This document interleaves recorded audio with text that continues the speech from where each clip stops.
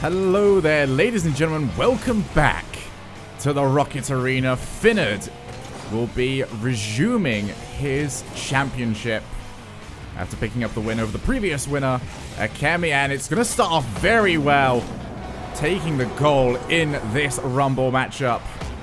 Dan was always screwed with the item that he did receive, but the tornado wasn't very good either. Instead, Finn focusing more on his 1v1 skills and getting the win that way. Now on Badlands. I have not seen this map in a while, and guess what? I don't miss it. I'm sure very few of you do as well. But it's a very smart map pick if you don't quite believe in your kickoff. Less likely that it's going to be a bounce straight to the middle, which your opponent can capitalize on. Finn taking boost and ball control. Okay, maybe just boost control. Struggling to grab hold of the ball there. Dan caught out of position. No, the long shot comes in. And that is a huge amount of damage done to Dan's life bar. He can only take one more goal against him before his challenge will have been repealed. As Finn is looking to make light work of his first challenger. Remember, as we said in the last episode, these players are looking for a 5-game win streak, at which point they will be qualified for our tournament, which we will have 8 players qualify for. Dan struggling for boost control right now. Doesn't really have anything anywhere, and Finn is not making it any easier on him. Just controlling everywhere. Dan forced to retreat as far back as possible. This is where he was caught during the Wasteland game. He's chosen to stay back a lot more, and Finn with some good ideas there, but the execution was always going to be very difficult to pull off. Finn majorly on the boost. Wants to try and take everything. We've seen how Dan likes to get a little bit aggressive, even when he hasn't quite got the tools around him. This might be one of those examples as well. 19 boost.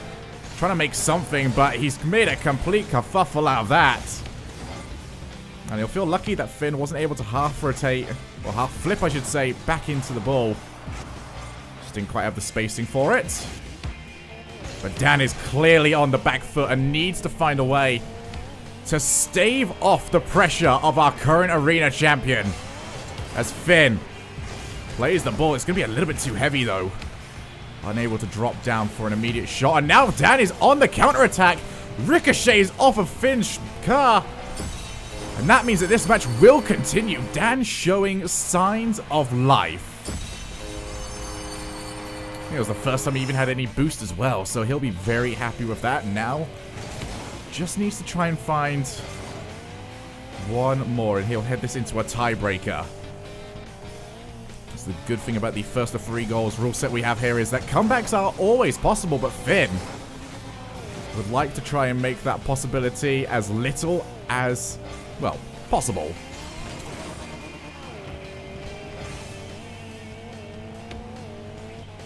Taking his time.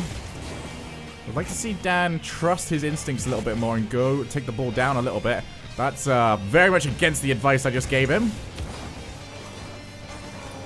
Aerial straight up towards the corner of the field. Not quite sure what can be achieved from there unless Finn goes for a ludicrous challenge once again. Even if Finn makes a slight mistake there, Dan has got no options to get over to the ball and turn it in. Finn's flick, not quite strong enough either to try and trouble Dan, so we're going to continue. This particular play now reaching over a minute in length. Incredibly, it's been the regular maps that have caused the longer games. Now Finn gets under, but he doesn't get the boost. That has saved Dan. That has 100% saved the challenger in this situation. Otherwise, Dan would have just been a missed spectator. As Finn rocketed his way towards the ball and turned it in. And now yet another corner challenge. I mentioned how much I disliked these in the last episode. Dan will get away with it this time. He needs to get away from that particular habit as Finn. And another shot put up high. None of these shots really have that much venom in them. He wants to try and grab 5 wins. He's going to need to try and take his chances much more frequently than he currently is. It's been a good match so far. Neither of these two really giving up too much space. But that is another corner challenge. Third time, he will not get away with it. And Dan has been eliminated. Finn just allowed him to make the mistakes and then capitalized. But it was a valiant effort from the challenger, who will unfortunately be dumped out right now. And Finn takes his win streak up to 2.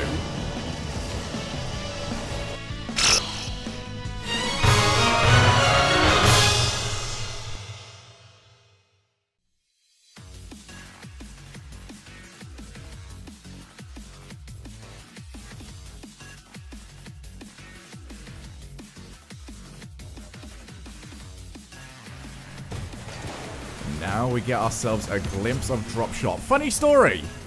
In the pre-match map selections, both these two players also agreed that they would randomize their cars. So that's the reason why you're seeing a hot shot. Relish the opportunity, because I don't know how many hot shots we're going to see. If anyone can get a 5 win streak with a Scarab, I'll automatically crown you the champion of the tournament. Terzi looking to try and make some sort of damage. Struggles so far, but he's got a decent amount there. No chance for resets here. As soon as that ball goes in, we'll be moving on to our next map. And Terzi knows it. Good block. Now trying to take out Finn as well. It was landed well, and Terzi seems to be struggling more with his recovery than Finn did after being the one that was bumped.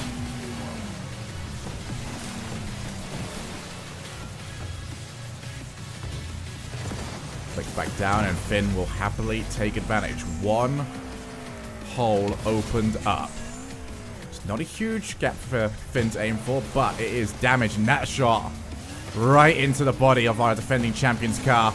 More damage coming in, although that was an awkward bounce. He should be able to come in, and that actually turned out to be the best thing for Finnard. Able to then replace his shot into a more damaged area. And Terzi has got his back against one of the many walls. And that is more damage done. Finn will turn that in. And Terzi has received Finn's message loud and clear. You want to become the champion of the arena, you go through the champion of the arena. And Finn's starting to look much more deadly.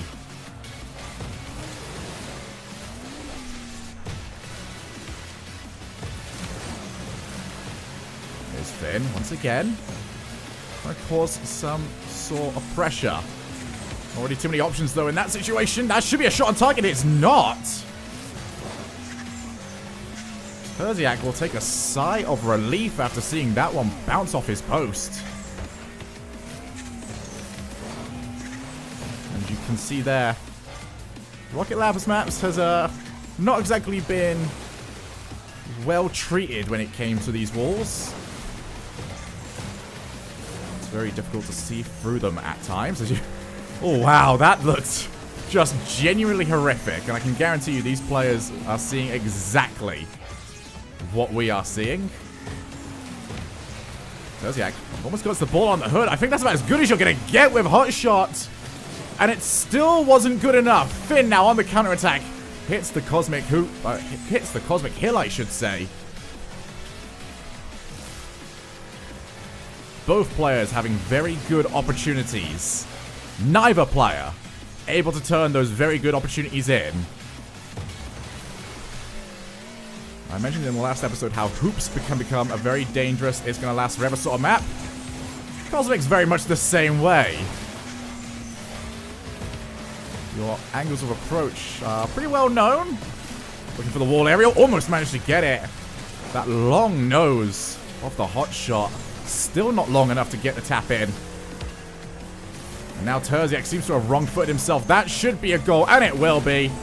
Terzi, huge damage dealt. He's on his last legs.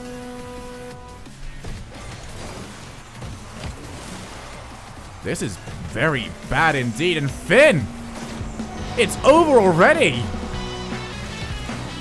The perfect victory. And Finn continues on with his perfect record. Now 2 wins away from qualifying.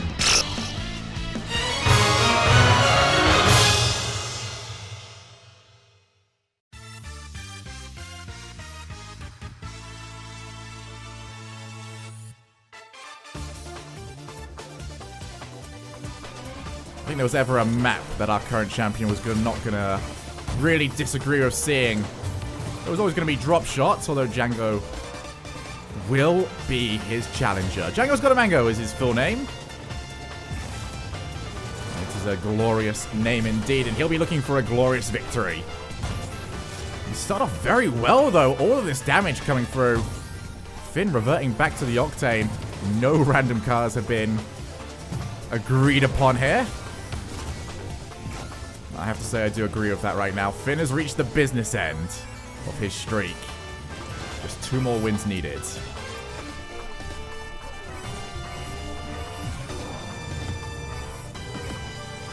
And they're doing a very good job. Prime the ball. I believe that's max damage. Or no, I think it can go further. Nope, it cannot. Huge damage coming through for Finn. Boost control on the side of Django. He's managed to starve. Not necessarily starve out, but wait a little while for his boost to sort itself out and come up. One of the interesting parts of drop shot is that if you do play offensive for such a long period of time, you could end up almost sprinting yourself out.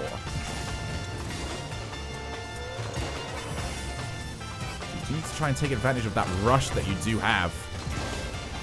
Finn, almost there in time, was aiming for his already primed area.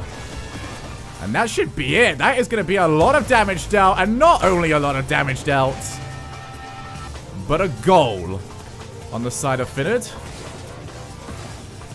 Catastrophic miss from Django, and that will cost him.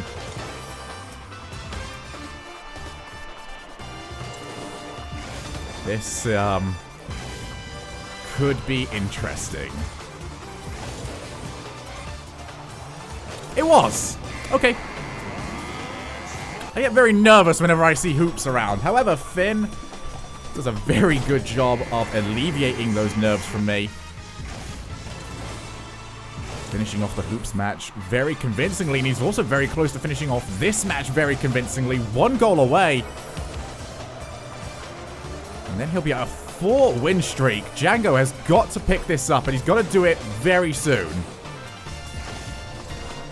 No mistakes can be made. He tries to take boost control. We already seen how Finn likes to try and dominate the field with boost. Especially against Dan MB that we did see earlier on. Now Django tries to get the ball in his hood, much like Terzi. Still couldn't quite get it there. And now up to the other end of the field. Finn with the counter-attack, but cannot get the flip. No flick, although that is a huge commit from Django. And he has merely committed himself to elimination. Finnard up to a 4-win streak now. And only one more person will have a chance to get rid of him, who we will see in the next episode. That's right, I'm going to tease you and make you wait for a little while longer. However, if you have enjoyed this, make sure you leave a like and subscribe to the channel. I love you all, and I'll see you next time.